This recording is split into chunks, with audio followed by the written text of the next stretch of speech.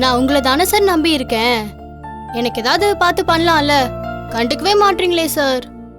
மா பார்த்தல, நீ எடுத்துட்டு இருந்த படம் டிராப் ஆயிடுச்சு. இன்னும் அடுத்த படத்தை பற்றி பேசிட்டு தான் இருக்கேன். இன்னும் எந்த படமும் கமிட் ஆகலை. கேரக்டர் தேவைப்பட்டா நானே கூப்பிட்டுருப்பேன்ல. அது தெரிஞ்ச கம்பெனிமா. அந்த பொண்ணு வாய்ப்பு கிடைக்கலன்னு ரொம்ப ஃபீல் பண்ணி பேசிட்டு இருந்ததுமா. சின்ன ஆட் ஷூட் தானே, அதான் பண்ணி கொடுத்தேன். எனக்கு மட்டும் அந்த ஃபீலிங்லாம் இல்லையா சார்? நானும் அந்த படம் நின்று போனதும் எவ்வளோ ஃபீல் பண்ணேன்னு எனக்கு மட்டும்தான் சார் தெரியும்.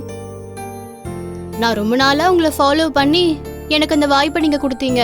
நானும் அந்த படம் ரிலீஸ் ஆயிருச்சுன்னா நல்லா ரீச் ஆயிருவேன்னு நம்பிக்கையோட தான் சார் இருந்தேன். அந்த படம் நின்று போனதால நான் இப்பவும் வெக்ஸாகி தான் சார் இருக்கேன்.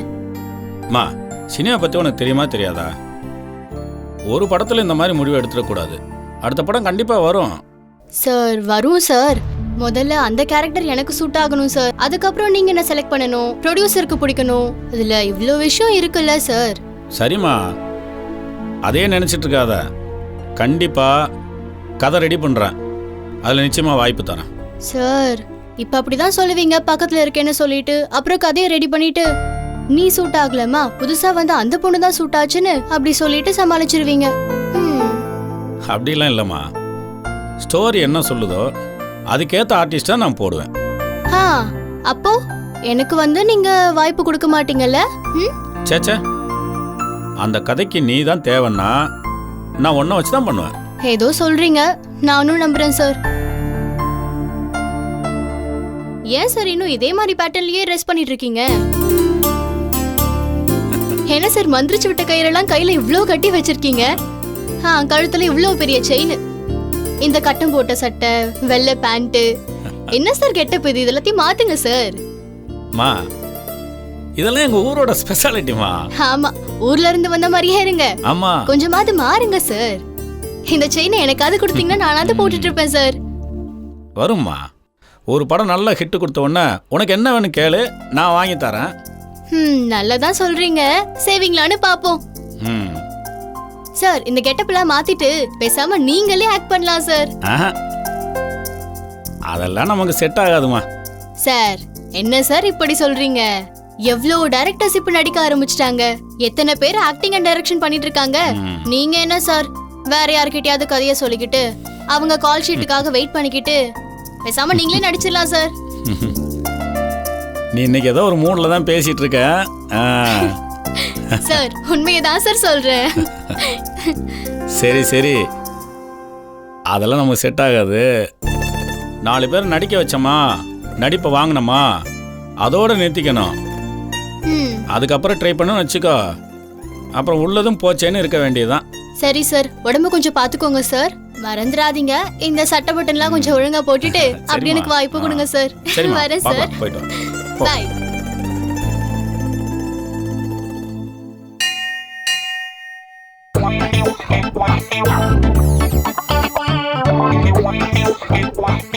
என்ன காண்டிப்பா?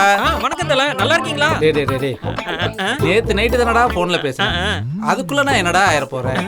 ரசிகர்களோட ஆதரவுல நான் ரொம்ப நல்லா இருக்கேன்டா. இருந்தாலும் தமிழர்களோட பண்பாடு கேட்கணும் இல்லையா தல? உன்னுடைய ஆர்வம் எனக்கு புரியுது. விஷயத்துக்கு வா தல. உங்க பர்த்டே வருது, அது அப்படியே கிராண்டா செலிப்ரேட். அதுக்கு என்னோட மூஞ்சி ரொம்ப முக்கியம், ஓகேவா? கொஞ்சம் குறைச்சு. சரி தல, சரி தல. சாரி, உங்க பர்த்டே வருதுல்ல, அதை கிராண்டா செலிப்ரேட் பண்ண பெரிய லிஸ்டே போட்டு வச்சிருக்கேன். அப்படி என்னடா லிஸ்ட் போட்டு வச்சிருக்க? காலையில நேரா எந்திரிச்சு வந்து உங்க வீட்டு பால்கனில நிக்கிறீங்க. அங்கதான் ஒரு சர்ப்ரைஸ் வச்சிருக்கேன். டேய், வருஷம் ஏதாவது சர்ப்ரைஸ் வச்சுக்கிட்டு தானடா இருக்க. விஷயம் என்னன்னு சொல்லு தல. ஒரு பெரிய ரசிகர் பட்டாளத்தையே உங்க வீட்டு முன்னாடி திரட்டி வச்சிருவேன். டேய், போன வருஷமும் அதான், வருஷம் அதனடா பண்ணிட்டு இருக்கோம் தல. போன வருஷம் வெறும் 2 லட்சம் பேரு. ஆமா, இந்த வருஷம் 5 லட்சம் பேரு. 5 லட்சம் பேரா? டேய், 2 லட்சம் பேர் வந்ததுக்கு ரசிகர்களுக்கிடையே தள்ளுமுள்ளு ஏற்பட்டு ஒரு 2-3 பேர் நசுக்கி செத்து போயிட்டாங்கடா. என்ன வேற தூக்கி உள்ள வச்சுட்டானுங்க. ஏதோ போனா போதேன்னு பாவம் பார்த்து என்ன வெளியில விட்டானுங்க. என்ன நிரந்தரமாவே உள்ள தள்ளான்னு முடிவு பண்ணிட்டியா? இந்த தடவை அப்படி எதுவும் நடக்காது தல. அப்படி என்னடா ஏற்பாடு பண்ணி வச்சிருக்க? தல, 4 ஆம்புலன்ஸ், 2 ஃபயர் இன்ஜின், 100 போலீஸ், எல்லாம் பக்காவா செட் பண்ணி வச்சிருவேன் தல. ஏதாவது அசம்பாவிதம் நடந்துச்சுன்னு வச்சுக்கோங்க, அவங்க டக்கு டக்குன்னு வந்து அதுக்கான நிவாரணமெல்லாம் பண்ணிடுவாங்க. டேய் நீ பண்றத பார்த்தா இது என் பிறந்த நாளுக்கு உண்டான லீடா தெரியலையாடா? வேற என்னடா பிளான் பண்ற? தலை ஆ, கரெக்டாக கண்டுபிடிச்சிட்டீங்க. ஆ. நம்ம கட்சி மாநாடு ஒன்று போடணும்ல, அதுக்கான லீட் ஒர்க்கு தான் இது. டேய் நீ சொன்னதை பத்தி நான் இன்னும் யோசிக்கவே இல்லையாடா? அதுக்குள்ள கட்சி மாநாடுன்னு போயிட்ட. சரி இதுக்கப்புறம் என்ன பண்ணி வச்சிருக்க? தலை ஆ. பிறந்த நாள் கொள்கையா 10 அறிவிப்புகளை அறிக்கையா வெளியிட போறோம். ஆ. அதுக்கப்புறம் அதை அப்படியே கட்சி கொள்கையா மாத்திர போறோம். டேய் ஏற்கனவே அறிக்கை விட்டவங்கலாம் அறிவிப்போட நிக்குது. இப்ப நம்ம வேற புதுசா விட்டு என்னடா செய்ய போறோம்? சும்மா மைக்கு முன்னாடி நின்னு நான் அதை பண்றேன், நான் இதை பண்றேன், அப்படிங்கறதுல என்னடா பிரயோஜனம்? எப்ப செய்யணும்னு நினைக்கிறோமோ அப்ப சைலண்டா செஞ்சு முடிச்சுட்டு அதுக்கப்புறம் மக்கள்கிட்ட சொல்லி காட்டு. அவன் தான் மக்களுக்கு உண்மையிலேயே தொண்டு செய்யற ஒரு சேவகன். ஆமா புரிஞ்சுதா? தலை அப்ப பிறந்த நாளைக்கு என்னதான் பண்ணலான்னு இருக்கீங்க? சிம்பிள். நான் சொல்ற ஐடியாவை கேளு. சொல்லுங்க. இதே கோயில்ல ஒரு 100 பேருக்கு அன்னதானம், ஒரு 100 பேருக்கு வேட்டி சட்டை, அதை நீ தான் கொடுக்குற. நான் வருவேன், சாமி கும்பிடும், போயிட்டே இருப்பேன். ஓகேவா? இப்ப எனக்கு ஷூட்டிங் டைம் ஆச்சுடா. சரி ஆளை சரி தலை. வரட்டுமா? சரி பாய் பாய். என்ன நம்ம தலை ஏதேதோ நினைச்சு வந்தா இப்படி பண்ணிட்டு போறாரு. என்னத்த பண்றது? இவ்வளவு பில்டப் கொடுத்து வேஸ்டா போச்சே. ஏதாவது சம்பவத்தை பண்ணி அல்றா, காரை எடுக்க போறேன். தள்ளிக்கிறேன், நிக்க விட மாட்டேங்கிறாரு.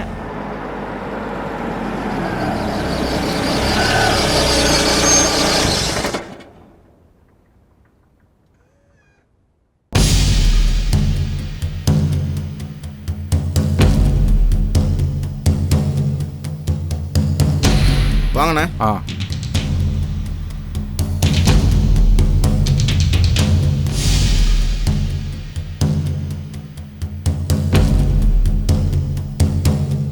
ஏப்பா இந்த இடம் தானேப்பா? ஆமாண்ணே, இந்த இடம் தானே. அந்த காம்பவுண்ட் வால்ல இருந்து இந்த காம்பவுண்டு இது ஃபுல்லாண்ணே. இது எவ்வளோ சென்ட் பாருங்க? ஒரு ஏக்கர் இருக்குண்ணே. 1 ஏக்கர் இருக்குமா? பின்னாடி கார்டன்லாம் இருக்குண்ணே. பின்னாடி இடம் இருக்கா? ஆமாண்ணே. ஓ சரி சரி. இது என்னப்பா பாசி பிடிச்சி போய் இப்படி கிடக்குது? சுத்தம் பண்ணாமல் அப்படியே கிடக்குண்ணே. பராமரிப்பு இல்லாமல் கிடக்குதப்பா? ஆள் புழக்கம் இல்லைண்ணே, அதனால் அப்படி கிடக்குண்ணே. நீங்கள் வாங்கின உடனே சுத்தம் பண்ணிடலாம்ண்ணே. இந்த ஏரியாவில் எவ்வளோப்பா போகுது ஸ்கொயர் ஃபீட்டு? ஒரு 16 ரூபா வரைக்கும் போகுதுண்ணே. ஆ நம்ம பார்த்து ஓகே பேசிக்கலாம்ண்ணே. ஓகேப்பா ஓகேப்பா. சொல்லிக்கலாம்ண்ணே. உள்ளே போய் பார்த்துடலாமா? வாங்கண்ணே போகலாம். வாங்கண்ணே.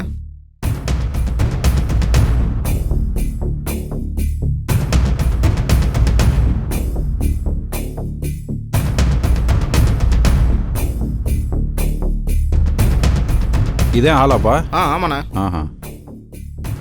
மேலே 2 ஹால் இருக்கு. ஆ வெயிட்டிங் ஹால் ஒன்று இருக்கு. ஓஹோ சரிப்பா. அது என்னப்பா அது? கிச்சன்ண்ணே. கிச்சனா அந்த சைடு? ஆமாண்ணே. அது மட்டும் தானா? பின்னாடி ஒரு கிச்சன் இருக்குண்ணே. ஓ 2 கிச்சனா? ஆமாண்ணே ஆமாண்ணே. ஓகே. பெட்ரூம் எத்தனைப்பா இருக்கு? கீழே 3, மேலே இந்த சைடில் 3 இருக்குண்ணே. மேலே 3 கீழே 3 ஆமாண்ணே, மொத்தம் 6 6 இருக்கா? ஆ சரி சரி. மேலே போய் பார்க்கலாமா? வாங்கண்ணே போகலாம். பார்த்து வாங்க.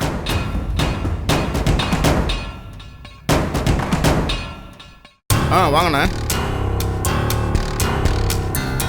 அது ரோட்டில் இருந்து ஆரம்பிக்குதுண்ணே.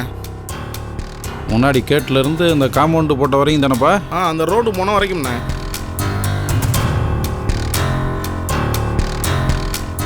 ஏரியாலாம் டீசெண்டாக என்னம்ண்ணே, ஒரு பிரச்சனையும் இருக்காது. சரி சரி. ஃபுல்லாக ஒரே பார்ட்டி தானேப்பா? ஆமாண்ணே, சிங்கிள் பார்ட்டி தானே, ஒரே ஓனர் தான்.